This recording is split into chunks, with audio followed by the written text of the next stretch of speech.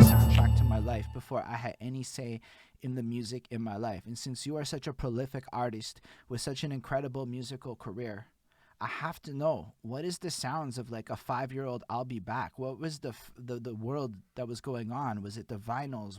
What were your parents or whoever was around listening to? Maybe grandparents or siblings. So if you could walk us through the landscape before it was in your control, that would be a wonderful start. Well, I'm from the South Bronx. I grew up with a father who was heavy. He was in the streets, but he wasn't a drug dealer. He was just around at all the things popping in the Bronx going on, and he played ball as well in the streets. So he had his ear to the street, I feel, but he was passionate about singing. He wasn't a singer, but he was passionate about it. He also could play the flute. And my mom played a lot of Spanish music, a lot of Hector Lavoe, a lot of uh, how can we say it? Hello, can you No, see? you're good. You're good. Yeah, she played a lot of Latin music. And then I had a lot of people in my apartment. It was 23 people in a 3 bedroom apartment. So there was just a lot of cousins and aunts and uncles and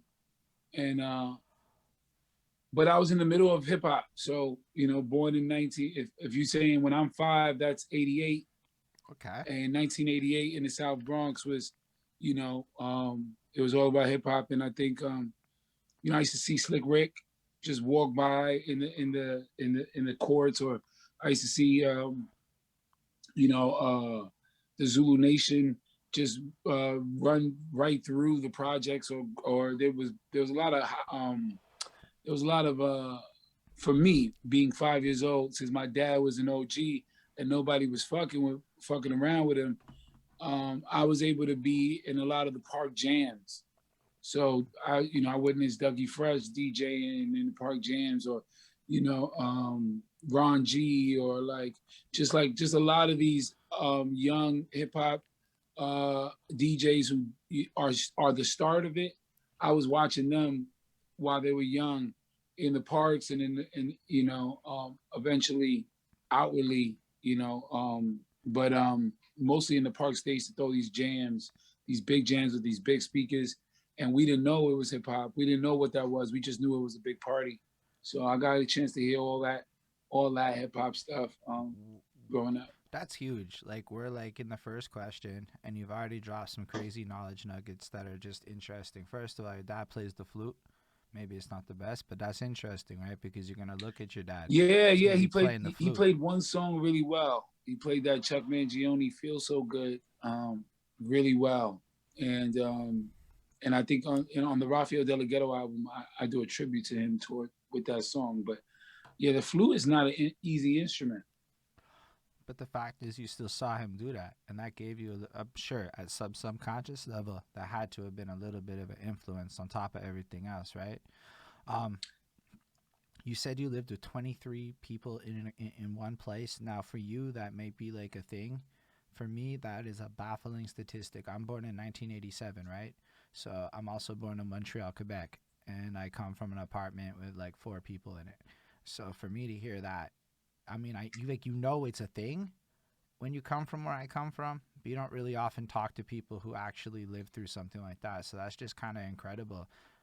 That's like when I heard it, it's just like that, like because I know you have some social political messaging inside of your music. So I was just wondering if like you can expand on that a bit, what that's actually like.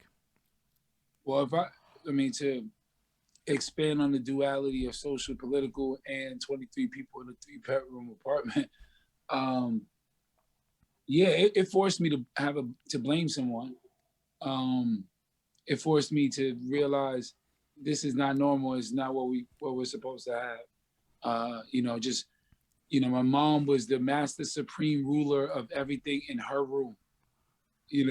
So her room became an apartment, right? And so it's like, don't go in my room, or don't, not that she would say that, but like, to other people, it's like, or that was my juice in the refrigerator. There's only one fridge.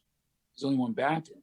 You know what I mean? So when you get to that space of frustration, because um, you feel that your freedom is impeded on. It's not that